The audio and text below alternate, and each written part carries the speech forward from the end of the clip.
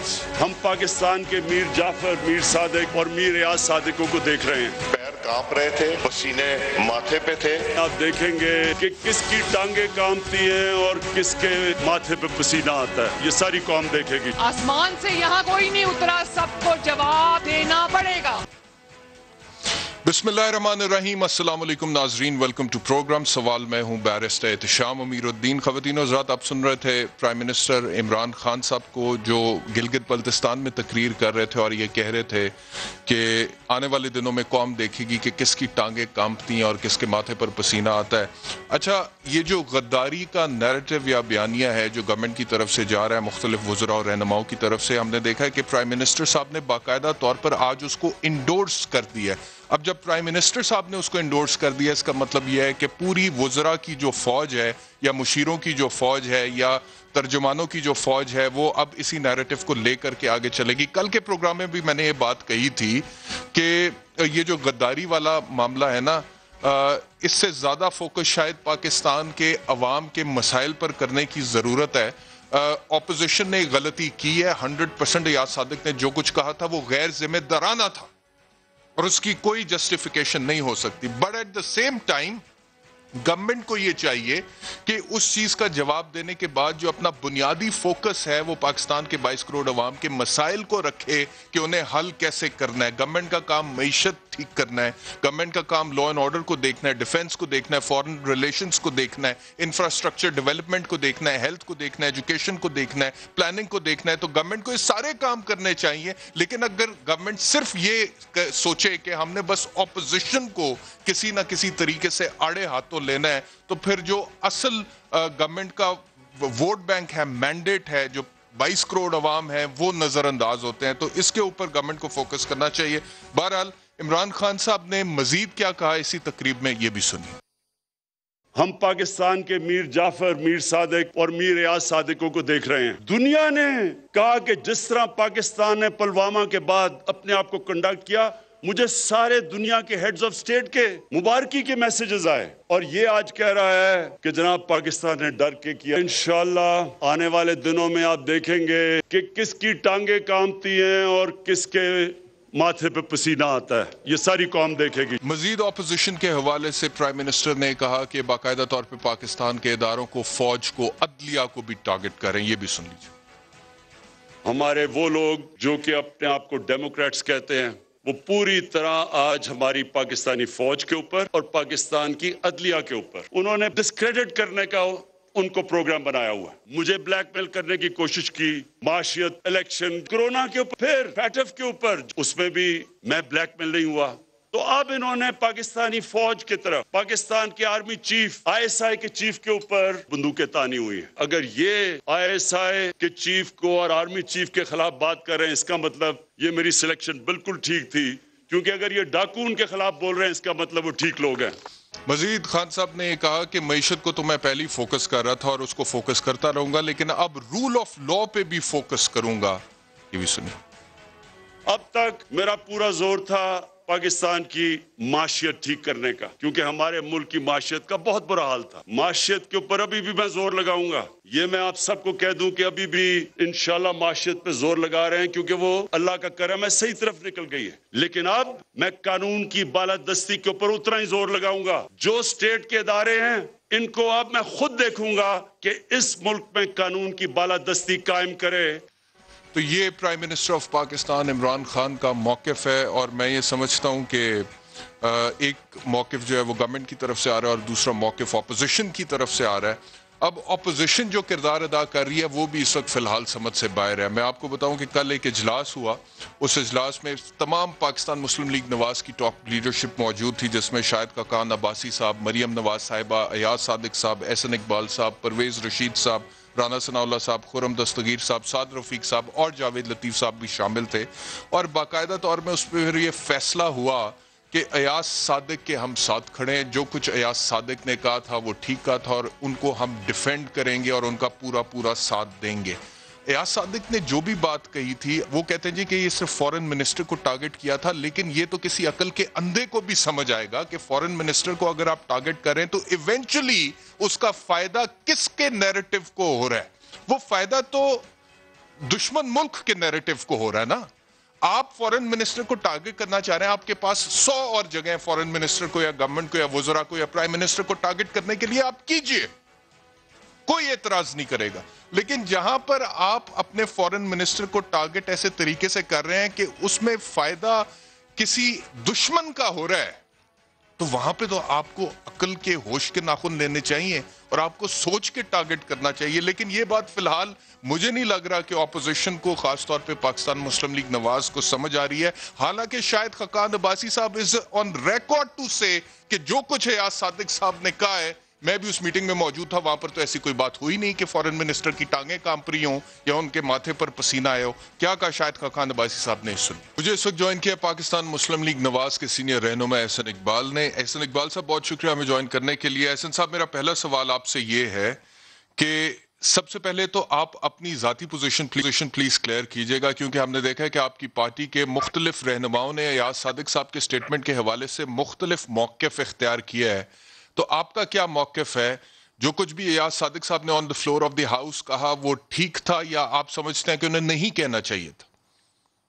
دیکھیے, ایاز صادق صاحب اپنے موقف کی خود وضاحت کر چکے ہیں اور انہوں نے واضح طور پہ کہا ہے کہ انہوں نے جو کچھ کہا تھا ان کا نشانہ وزیر خارجہ تھے. اس بیان کا کسی بھی لحاظ سے کوئی تعلق ہماری نہ مسلح افواج سے تھا نہ مسلح افواج کی تیاری سے تھا. وہ صرف اور صرف وزیر خارجہ کو ٹارگٹ کر رہے تھے. اور جیسے کہ آپ کو معلوم ہے کہ بارہا وزیر خارجہ اور ان کے ساتھی اسمبلی کے اندر مسلم لیگ نون کو ان کی حب الوطنی پہ, ان کے بھارتی ایجنٹ ہونے پہ اتنی اشتعال انگیز تقاریر کر رہے ہیں. میں نے بھی اس سے پہلے خارجہ وزیر کو کہا تھا کہ آپ کی یہ تقریریں سن کے مجھے سمجھ آ رہی ہے کہ پاکستان سفارتی طور پہ آج تنہا کیوں کھڑا ہے. جتنی قابلیت کا آپ مظاہرہ قومی اسمبلی میں غیر ذمہ دارانہ گفتگو سے کرتے ہیں, آج اسی کا خمیازہ ہم بھگت رہے ہیں. آپ بین الاقوامی فورمز پہ بھی شاید خود کو اس طرح کانٹیکٹ کرتے ہوں گے. آپ نے کہا کہ وہ صرف وزیر خارجہ کو ٹارگٹ کر رہے تھے, لیکن آپ نہیں سمجھتے کہ وزیر خارجہ کو ٹارگٹ کرنے کے لیے اور بہت سارے ایشو ہو سکتے تھے, کیونکہ یہ ایک ایسا ایشو ہے جس میں ہمارا ہمسایہ ملک ساتھ شامل ہے اور ان کے ساتھ جو تعلقات ہیں اس کو لے کر کے ہمارے ادارے بہت سینسیٹیو ہیں, بلکہ پورے 22 کروڑ عوام بھی بہت زیادہ سینسیٹیو ہیں. ہمسایہ ملک ہمارا ہمسایہ ملک ہماری کیپیبلٹی کو اچھی طرح سمجھتا ہے اور جانتا ہے. ان سے معلوم ہے کہ جب اس نے 5 ایٹمی دھماکے کیے تھے تو نواز شریف صاحب نے سائنسدانوں سے کہا تھا کہ 6 دھماکے کرنے تاکہ ان کو کوئی مغالطہ نہ رہ جائے ہماری صلاحیت کے بارے میں.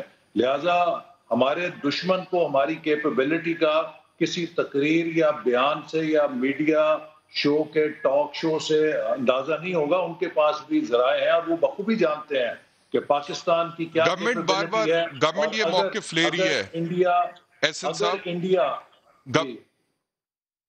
گورنمنٹ یہ موقف لے رہی ہے کہ یہ جو کچھ بھی ہوا, ایاز صادق صاحب نے جو کچھ بھی کہا وہ پری پلانڈ تھا.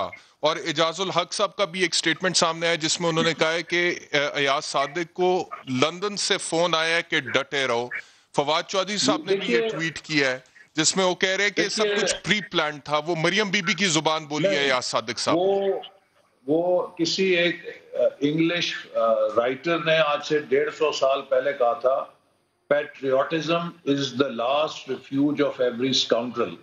جب یہ حکومت ہر لحاظ سے پٹ چکی ہے, اس کے پاس کوئی جواب نہیں ہے کہ مہنگائی کیوں ہے, اس کے پاس کوئی جواب نہیں ہے کہ معیشت کی یہ بدحالی کیوں ہے, اس کے پاس کوئی جواب نہیں ہے جو اس نے وعدے کیے تھے ان کے برخلاف یہ کیوں کھڑے ہیں. اس کے پاس جب ہم پوچھتے ہیں کہ کشمیر کیوں گیا, کیسے گیا, کوئی جواب نہیں ہے.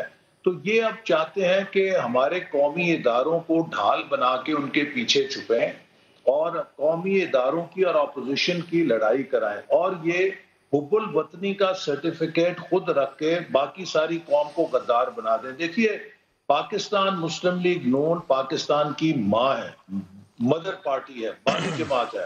اس کے حوالے سے اگر کوئی اس طرح کی غیر ذمہ دارانہ گفتگو کرتا ہے تو اس کی مثال ایسے ہی ہوگی جیسے کوئی ناخلف اولاد اپنی ماں کو غدار کہے. میرا جو سوال تھا آپ سے احسن صاحب، کیا یہ بات درست ہے کہ میاں نواز شریف صاحب نے لندن سے فون کر کے ایاز صادق صاحب کو یہ کہا کہ ڈٹے رہو، اور مریم نواز صاحبہ نے بھی ان کو کہا کہ آپ بالکل اپنے بیانیے پر قائم رہیں جو آپ نے کہا ہے؟ دیکھیے، ایاز صادق صاحب کا جو بیانیہ ہے وہ میں پھر کہوں گا وہ اس نالائق، ناکام اور بری طرح پیٹی ہوئی حکومت کے وزیر خارجہ کے خلاف ہے۔ آپ کو نہیں معلوم جب انڈیا نے کشمیر کو اینیکس کیا، ہر جمعے ہفتے اتوار کو یہ وزیر خارجہ، تو اس کا مطلب ہے آپ اس کو اون کرتے ہیں نا، بطور جماعت آپ اس بیانیے کو اون کرتے ہیں۔ آپ نے اب مجھے سوال کیا تو مجھے حق تو دیجئے کہ میں جواب دوں، ورنہ آپ اپنی گفتگو فرما لیں، میں اس پہ تبصرہ کر دوں گا۔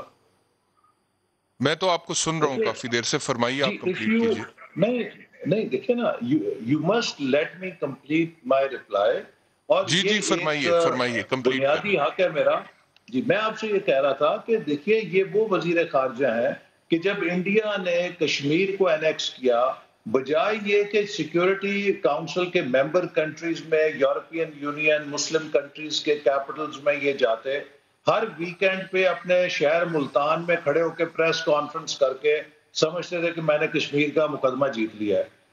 ان جیسے نالائق اور نالائق آج حکمرانوں کی پاکستان کو سزا مل رہی ہے، اور جب ہم ان پہ تنقید کرتے ہیں تو یہ بیانیہ پاکستان کے خلاف نہیں ہے، یہ پاکستان کو مضبوط کرنے کا ہے۔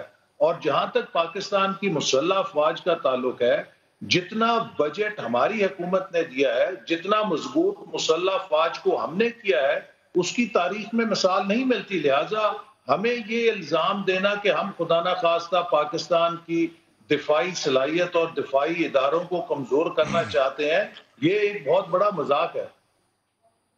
ٹھیک ہے، میں آپ سے جو سوال پوچھ رہا ہوں نا، وہ تو چلے حکومت کا جو بھی بیانیہ ہے میں وہ آپ کے سامنے نہیں رکھ رہا، میں آپ سے سوال یہ پوچھ رہا ہوں احسن اقبال صاحب کہ کیا یہ بات درست ہے کہ کل کے اجلاس میں جس میں شاہد خاقان عباسی صاحب، مریم نواز صاحبہ، ایاز صادق صاحب، آپ، پرویز رشید صاحب، رانا ثناء اللہ صاحب، خرم دستگیر صاحب، سعد رفیق صاحب، جاوید لطیف صاحب، آپ سب لوگ شامل تھے، اس میں پھر بعد میں ایونچولی فیصلہ یہ ہوا کہ آپ لوگ ایاز صادق صاحب کے اس بیان کے ساتھ کھڑے ہیں اور ان کو سپورٹ کرتے رہیں گے؟ دیکھیے، اس میں فیصلہ اس حوالے سے نہیں ہوا، جنرل ڈسکشن ہوئی تھی، لیکن میں سمجھتا ہوں کہ سب کی یہ اطلاع ہے کہ ایاز صادق صاحب نے نہ قومی اداروں کو نشانہ بنایا ہے، نہ قومی سلامتی کو نشانہ بنایا ہے، انہوں نے ایک انکمپیٹنٹ فورن منسٹر کو نشانہ بنایا ہے، اور اس رائے کے اوپر ہم سب متفق ہیں کہ اس حکومت کا پرائم منسٹر بھی انکمپیٹنٹ ہے اور فورن منسٹر بھی انکمپیٹنٹ ہے۔ یہ مجھے فرمائیے گا کہ یہ آج مریم نواز صاحبہ نے یہ جو شیر جوان پروگرام لانچ کیا ہے، اس کی تقریب سے خطاب کرتے ہوئے انہوں نے دوبارہ ادارے کے حوالے سے بات کرتے ہوئے یہ کہا کہ ہمیں وردی کو اور چند کرداروں کو علیحدہ کرنا ہے۔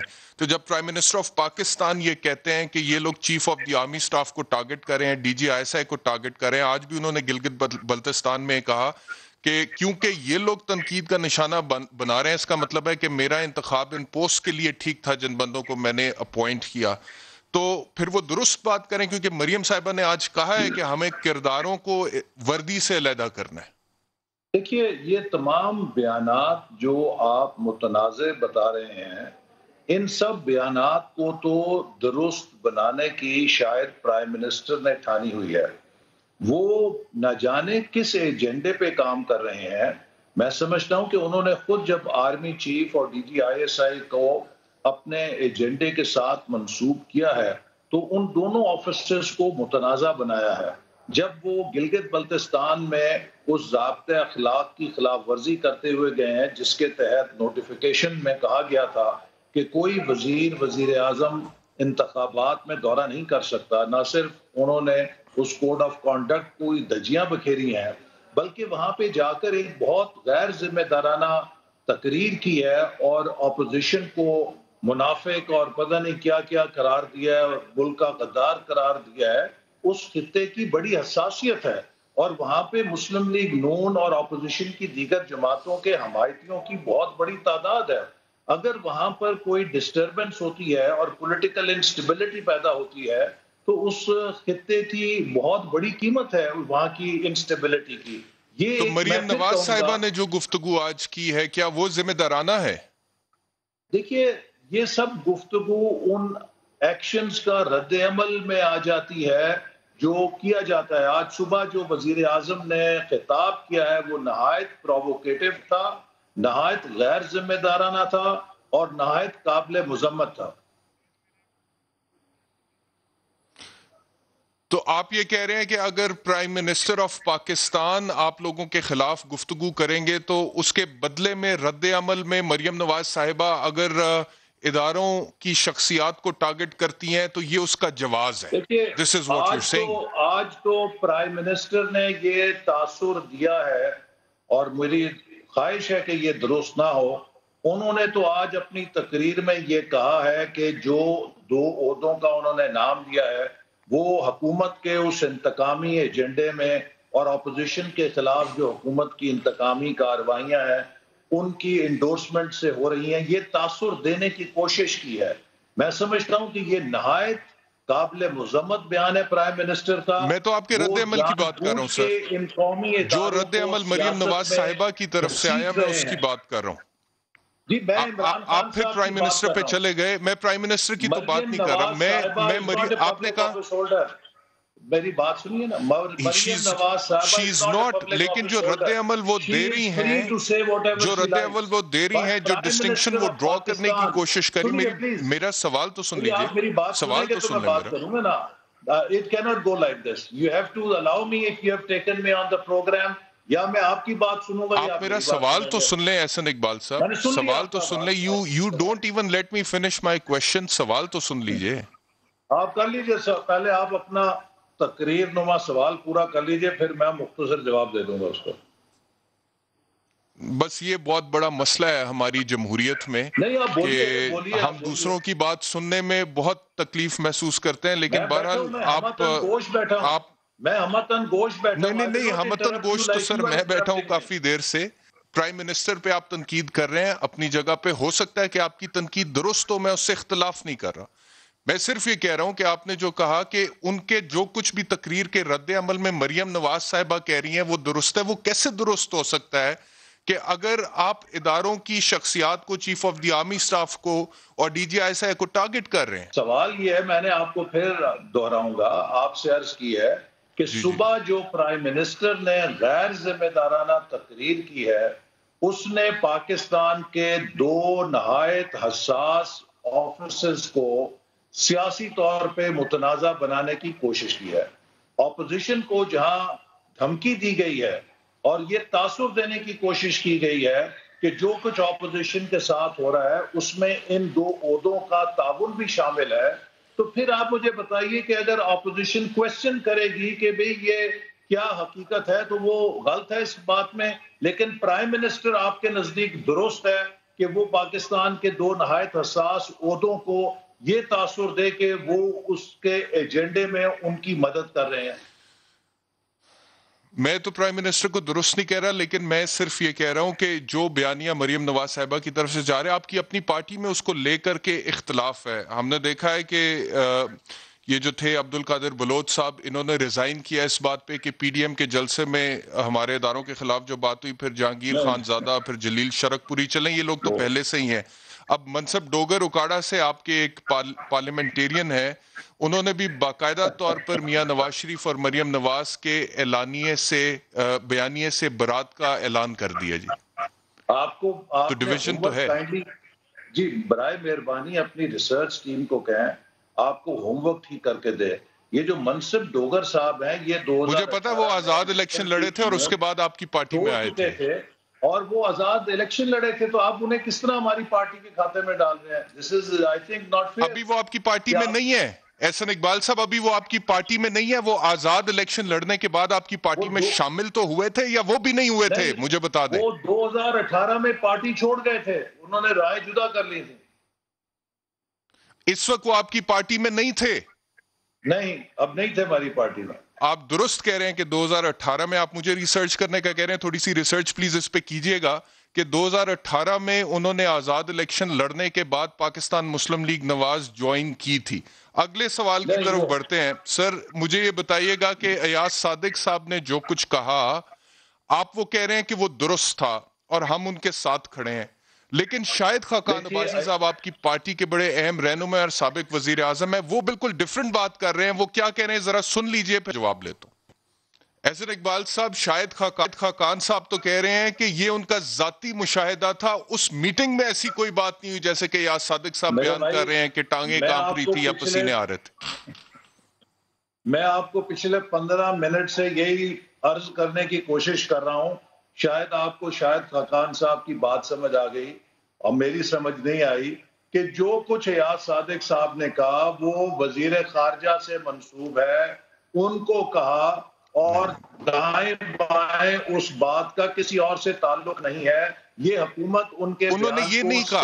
شاہد خاقان عباسی صاحب نے کچھ اور کہا. میڈیا نے اسپن دیا. لیکن اگر کوئی بات کسی نے زیادہ خوفناک کہی ہے اور ارریسپونسبل کہی ہے تو وہ حکومت کے اس وزیر نے کہی ہے کہ جس نے پلوامہ کے اوپر کریڈٹ لیتے ہوئے پاکستان کے لیے سفارتی سطح پہ مشکلات پیدا کی ہیں اور وزارت خارجہ کو کلیریفیکیشن ایشو کرنی پڑی. ٹھیک ہے احسن اقبال صاحب، بہت شکریہ ہمیں جوائن کرنے کے لیے. ایک بریک کا وقت ہو گیا، بریک کے بعد واپس آتے ہیں تو ہمارے ساتھ ہوں گے محسن بیگ صاحب اور سلیم بخاری صاحب. ان سے گفتگو کریں گے اس بریک کے بعد.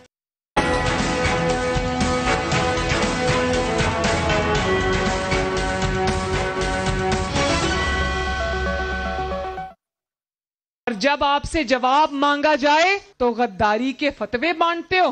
آئین کا سبق دینے والوں کو، آئین کا سبق پڑھنے والوں کو غدار کہا جاتا ہے، تو پھر یہاں پر 22 کروڑ غدار ہیں. ہم نے وردی کے اوپر الزام نہیں لگانا، ہم نے پہچاننا ہے کہ اس وردی کو داغدار کرنے والے 2 یا 3 کردار کون سے ہیں، اور ان کرداروں کو پھر ہم نے وردی کی آڑ نہیں لینے دینی. مجھے جوائن کیا ہے سینئر تجزیہ نگار سلیم بخاری صاحب نے اور سینئر تجزیہ نگار محسن بیگ صاحب نے. آپ دونوں کا بہت بہت شکریہ. سلیم بخاری صاحب، گفتگو کا آغاز آپ سے کرتے ہیں. آپ مریم نواز صاحبہ کی تقریر کا ایک حصہ سن رہے تھے جس میں وہ کچھ داغدار کرداروں کا ذکر کر رہی تھیں، اور آج صبح پرائم منسٹر نے جب تقریر کی گلگت بلتستان میں تو انہوں نے کہا کہ opposition directly D G I S I اور chief of the army staff کو ٹارگٹ کرتی ہے. تو ایک طرف تو اپوزیشن کہتی ہے کہ ہم اداروں کو ٹارگٹ نہیں کرتے، ہمارا یہ بھی جو بیان تھا ایاز صادق صاحب والا، یہ ہم فورن منسٹر کو ٹارگٹ کر رہے تھے. لیکن دوسری طرف مریم نواز جب یہ بیانیاں دیتی ہیں تو اس سے پھر کیا مطلب سمجھا جائے؟ بہت شکریہ آپ کا بیرسٹر صاحب، آپ نے موقع دیا مجھے اپنے پروگرام میں، اور آپ نے اپنے ابتدائیہ میں بہت خوبصورت بات کی کہ یہ جو غداری کے سرٹیفکیٹ بانٹنا ہے یہ ہمیں بند کرنا چاہیے. یہ اس سے کوئی مسئلہ حل ہونے نہیں جا رہا ہے. تھوڑا سا تبصرہ اگر آپ مجھے اجازت دیں گے، جو اسپیکر صاحب کی گفتگو ہو رہی تھی، پہلی بات تو یہ ہے کہ جو ریمارکس انہوں نے فلور آف دا ہاؤس پر دیے تھے، آپ نے کہا کہ لوگوں کو ہوش کے ناخن لینے چاہیے تھے، تو سب سے پہلے تو اسپیکر صاحب کو ہوش کے ناخن لینے چاہیے تھے. انہیں چاہیے تھا کہ وہ ان ریمارکس کو ایکسپنج کر دیتے. پھر پی ایم ایل نون کو چاہیے تھا کہ اس کی اعلیٰ قیادت اس بیان کی یا وضاحت کرتی یا اس کو واپس لیتی یا اس کی تردید کرتی یا اس کی مذمت کرتی. تو ان سب نے ہوش کے ناخن باوجود نہیں لیے. اس کی میں تھوڑی سی وضاحت کرنا چاہتا ہوں. پہلی بات تو یہ ہے کہ ریمارکس آئے کیوں. ایک دن پہلے کی ذرا شاہ محمود قریشی صاحب کی میری ذاتی ریکویسٹ پہ تقریر اٹھا کے سنیے. وہ فرما رہے ہیں کہ پوری اپوزیشن کے خون میں مودی جو ہے وہ شامل ہو گیا، اس کی روح شامل ہو گئی ہے. آپ کے خیال میں یہ بہت اعلیٰ کلام ہے؟ اس کی بڑی داد دی جانی چاہیے کہ انہوں نے کیا کمال کر دیا ہے. یہ ایاز صادق کا سٹیٹمنٹ اس کا ریئیکشن ہے. سوری، ایک بات اور میں خود اپنے طور پہ کہہ رہا ہوں کہ ایاز صادق جو 5 سال تک سپیکر رہے قومی اسمبلی کے، آپ مجھے بتانا چاہتے ہیں یا کوئی بھی مجھے یہ باور کرانا چاہتا ہے کہ ان کو یہ احساس نہیں ہے کہ اگر وہ یہ چیف آف آرمی سٹاف کو ٹارگٹ رکھ کے کہیں گے تو اس کا نتیجہ کیا نکلے گا؟ میں تو اس کو ماننے کے لیے تیار نہیں. دوسری بات یہ ہے کہ شاہ محمود قریشی صاحب کے حوالے سے اپوزیشن نے جہاں ٹارگٹ کیا ہوا ہے وہ ہے کشمیر کے اوپر حکومت کی سرد مہری. اس کا یہاں موضوع نہیں ہے اس وقت، اس پر میں لمبی بات نہیں کرنا چاہتا. بس صرف ایک شاعر کے شعر کا ایک جملہ کہہ دوں گا کہ کہتی ہے تجھ کو خلق خدا غائبانہ کیا، کبھی لوگوں سے سن کے دیکھیں کہ کشمیر کو ہندوستان کی طرف سے ہڑپ کیے جانے کے بعد سے ہماری اس عظیم قیادت نے، جس کو پی ٹی آئی کہتے ہیں، کیا کارہائے نمایاں سر انجام دیے ہیں، اس کی تفصیل بھی کسی وقت ضرور مانگی جائے گی. اب آپ کے سوال کی طرف دیکھیے، کوئی یعنی ناممکن نہیں ہے کہ مسلم لیگ نون کی قیادت اس وقت فوج کے چند لوگوں کے بارے میں ہرزہ سرائی کر رہی ہو, ان کے اوپر اننیسیسریلی کرٹیسائز کر رہی ہو. میں اس کو بالکل ڈیفینڈ کرنے کی پوزیشن میں بھی نہیں ہوں, نہ میں کرنا چاہتا ہوں, نہ میرا یہ کام ہے کہ میں ان کے اس بیانیے کو کروں. لیکن دو باتیں میں ضرور عرض کرنا چاہتا ہوں کہ یہ تو بہت برا کیا جو مریم نے کہا, یہ بہت برا کیا جو ایاز صادق صاحب نے کہا. بیرسٹر صاحب مجھے اجازت دیں گے میں اگر حوالہ دوں اس 22-25 ویڈیوز کا جو عمران خان صاحب کی ہیں پرائم منسٹر بننے سے پہلے بھی اور اس کے بعد بھی, جو کچھ انہوں نے کہہ دیا نا جناب فوج کے بارے میں, یہ آج تک کسی کو ہندوستان میں ہمت نہیں ہوئی کہنے کی. اگر آپ چاہیں تو میں اس کے کچھ نمونے آپ کو پیش کر دیتا ہوں, لیکن میرا نہیں خیال کہ یہ مناسب وقت ہے اس کا. یہ پرائم منسٹر کی حیثیت سے ان کا یہ بیان کہ القاعدہ کو اور طالبان کو ISI نے ٹریننگ دی تھی, اس کی کیا کنوٹیشن ہے بیرسٹر صاحب آپ تو بہت اچھی طرح جانتے ہوں گے, آپ کی تو دنیا کے پورے حالات پر نظر ہے. ہم کاہے کی سزا بھگت رہے ہیں؟ اسی کی سزا تو بھگت رہے ہیں کہ ہمیں کہا جاتا ہے کہ ہم ٹیررزم ہاربر کرتے ہیں, ہم طالبان کو سپورٹ دیتے ہیں, ہم ان کو اسلحہ دیتے ہیں وغیرہ وغیرہ. تو یہ جو ہے نا اوور آل کانٹیکسٹ میں بات ضرور دیکھ لینی چاہیے تاکہ پتہ چلے کہ کون کتنے جرم کا ذمہ دار ہے. ایک بات تو یہ ہے. دوسری بات یہ ہے میری ہاتھ باندھ کے گزارش ہے نون لیگ کی قیادت سے, PDM سے اور حکومت سے کہ خدا کے واسطے اس فوج پر رحم کریں. یہ بہت ڈیڈیکیٹڈ پیٹریوٹک فوج ہے, اس کے بڑے کارہائے نمایاں ہیں, اس نے جنگیں جیتی ہیں, اس نے قربانیاں دی ہیں, اسے دنیا کی بہترین فوج کہا جاتا ہے, اس کے پاکستان دنیا کے امن مشن کے اندر اس کا بہت بڑا رول ہے. آخری بات کہہ لینے دیجئے, میں خدا کو حاضر ناظر جان کے کہہ رہا ہوں کہ اگر حکومت اپنی ہر نااہلی, ہر ناکامی, بیڈ گورننس پر چھتری لینا فوج کی چھوڑ دے اور کام کرنے پر لگ جائے تو اس صورتحال کا اس سے بہتر کوئی حل نہیں. چلیے محسن بیگ صاحب, یہ سلیم بخاری صاحب نے جو کہا کہ شاہ محمود قریشی صاحب نے ایک دن پہلے جو زبان استعمال کی اپوزیشن کے حوالے سے کہ ان کے خون میں مودی ہے, اور اس کے علاوہ پرائم منسٹر کے پرانے جب وہ پرائم منسٹر نہیں تھے بیانات کے حوالہ دے رہے تھے, تو یہ جو ٹٹ فور ٹیٹ کا سلسلہ چل پڑا ہے, اس میں ریاست کا کتنا نقصان ہو رہا ہے, پاکستان کا کتنا نقصان ہو رہا ہے؟ بہت شکریہ احتشام. میرے خیال میں ریاست کا نقصان ہو بھی چکا ہے, اور آنے والے دنوں میں جیسے کہ میں پہلے بھی کہہ چکا ہوں کہ اس میں ان ساری لڑائی میں کوئی جیتے ہارے, ریاست ہار گئی ہے. اور یہ جو بیان بازی ہے ایک دوسرے پہ, قومی اسمبلی کا جو ماحول گورنمنٹ نے نیچرلی پھر وہ اپوزیشن اس کا ریاکشن دے. اسی طرح ایاز صادق صاحب میں سمجھتا ہوں بڑے ہی شاندار آدمی ہیں.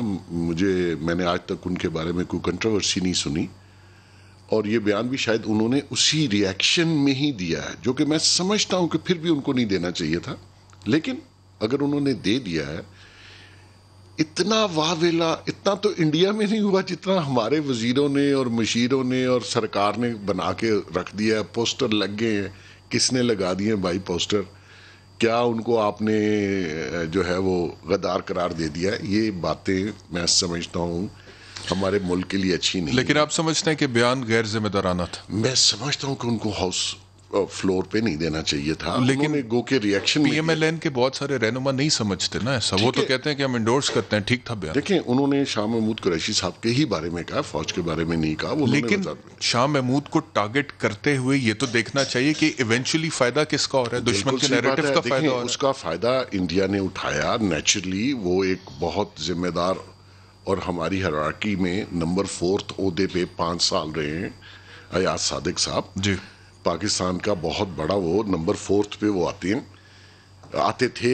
اسپیکر کا عہدہ بہت بڑا ہے, ان کو نہیں دینا چاہیے تھا, اس کا نیچرلی فائدہ ہے. لیکن اب آپ دیکھیے کہ ہم کیا کر رہے ہیں, ہماری حکومت کیا کر رہی ہے, ہمارے وزیر مشیر اس کو کیسے اچھال رہے ہیں, نمبر لے رہے ہیں اور اس کو لنک کر دیا فوج کے ساتھ تاکہ فوج خود اس کو اپنا ڈیفینڈ کرے. اور فوج کے ISPR کے جنرل صاحب نے بھی آ کے اس کے اوپر, میں سمجھتا ہوں کہ یہ بیان نہیں ہونا چاہیے تھا. اس کا فائدہ نیچرلی دیکھیں بہار کے الیکشن چل رہے ہیں, وہاں مودی نے اس کا فائدہ آپ کو لگتا ہے کہ ایاز صادق نے غلطی سے کہہ دیا یا یہ سوچا سمجھا منصوبہ تھا؟ کیونکہ ایک اطلاع یہ بھی ہے کہ میاں نواز شریف نے لندن سے فون کر کے ایاز صادق کو کہا کہ ڈٹے رہو.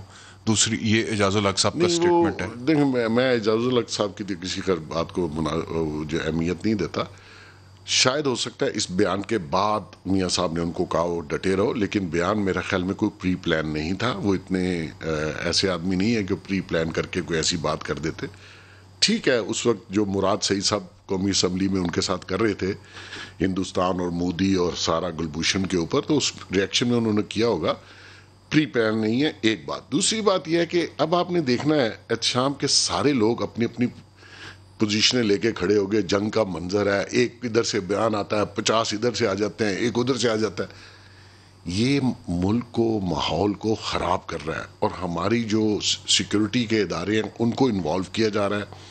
اوپن ڈسکشن ہو رہی ہے, اوپن باتیں ہو رہی ہیں, جی جنرلز نے یہ کیا, وہ کہتے ہیں جی پرائم منسٹر نے یہ کیا, کوئی کچھ کہہ رہا ہے, کوئی پھر فوج ہماری جو ہے وہ ریلیاں بھی نکلوا رہی ہے. مقصد یہ ہے کہ آپ کس ڈائریکشن میں جا رہے ہیں. آپ نے اس ماحول کو ٹھنڈا کرنا تھا, آپ نے اپنے اپنے محاذوں پہ کھڑے ہو گئے اور لڑائی جاری ہے. اس لڑائی کا اینڈ کیا ہوگا جی؟ کوئی بتا سکتا ہے مجھے کہ کون؟ اب پرائم منسٹر صاحب نے آج بھی سپیچ میں کہا کہ دیکھیں گے ٹانگیں کس کی. یہ پرائم منسٹر کا کام نہیں ہے. دیکھیں آپ کا کام ہے گورننس کرنا, آپ نے بل لانے تھے, آپ نے اصلاحات کرنی تھی, آپ کی فورن پالیسی پہ نظر ہونی چاہیے تھی. دنیا میں ہم اکیلے ہو گئے. کیا کیا آپ نے؟ اور اپنے گھر کے اندر آپ نے جو لڑائی ڈال دی ہے, یہ لڑائی کہاں جا کے ختم ہوگی؟ اور احتشام اس کا اینڈ اچھا نہیں ہونا. اس سے بہتر ہے دیر ہو, اس سے بہتر ہے جلدی سے آپ اس کا کوئی سولوشن نکالیں. کسی نہ کسی کو ٹیبل پہ بیٹھنا پڑے گا. آپ کہتے ہیں این آر او, بھائی آپ این آر او نہیں دے سکتے. کس کو آپ بتاتے ہیں این آر او وہ اپوزیشن مانگ رہی ہے, آپ دینے کی پوزیشن میں نہیں ہے. ان کے کیسز کو چھوڑ دیجئے. باقی دیکھیں نا, کچھ ایسی چیزیں ہوں گی جو آپ مجھے کہیں کہ جی مان لیں, میں کہوں گا یہ نہیں مانتے, باقی کچھ مان لیتے ہیں. ٹیبل پہ تو بیٹھنا ہے نا جی, بجائے آپ نے جلسے اور ٹی وی کے اوپر ان کو غدار کرنا ہے اور ایک نیریٹو بلڈ کر دیا ہے. خدا کی قسم افسوس ہوتا ہے اس ملک پہ.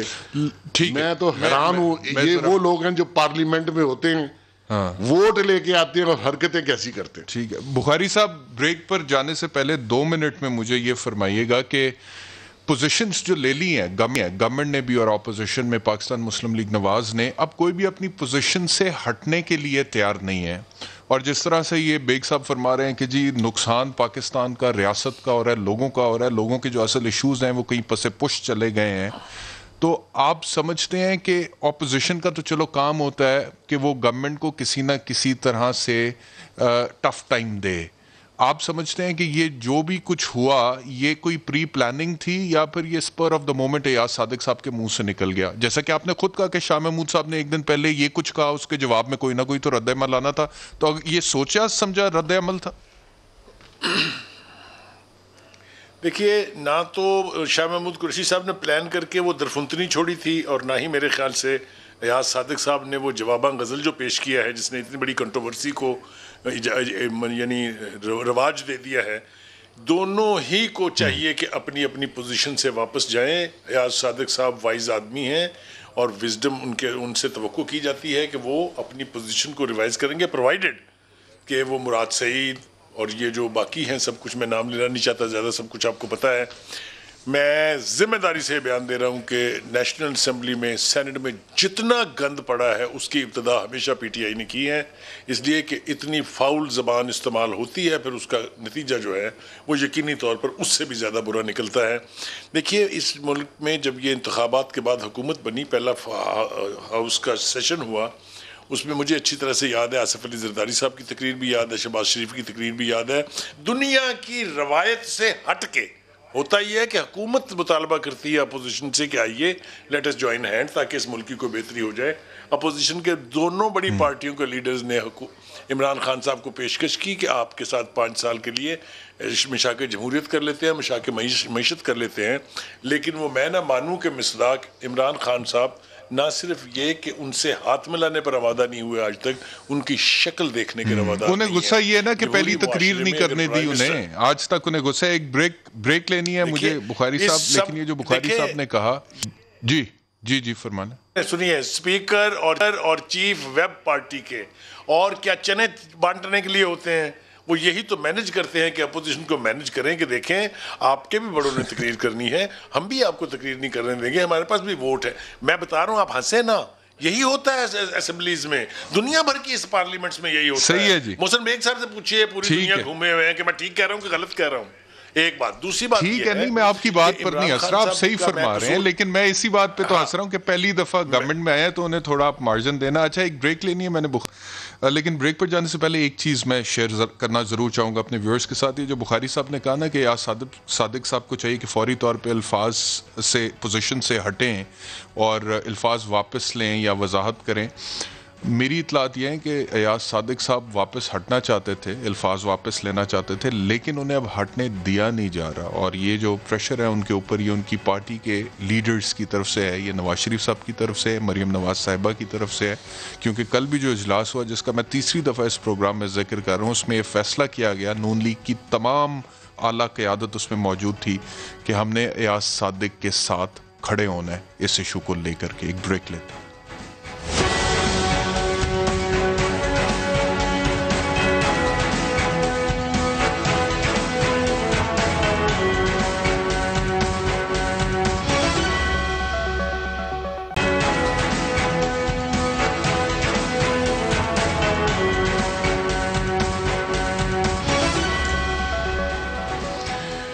ویلکم بیک ٹو سوال. محسن بیگ صاحب, یہ جو غدار کی صدائیں اٹھ رہی ہیں پارلیمنٹ کے اندر بھی, پارلیمنٹ سے باہر بھی, ٹاک شوز میں بھی, جلسوں میں بھی, جلوسوں میں بھی,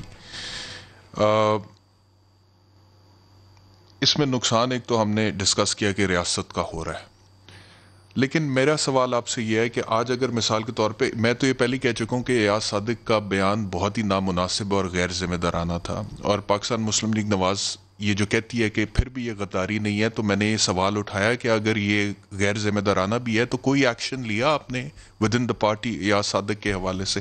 اس کا بھی کوئی جواب نہیں ہے, بلکہ وہ تو مزید آشرواد دے رہے ہیں.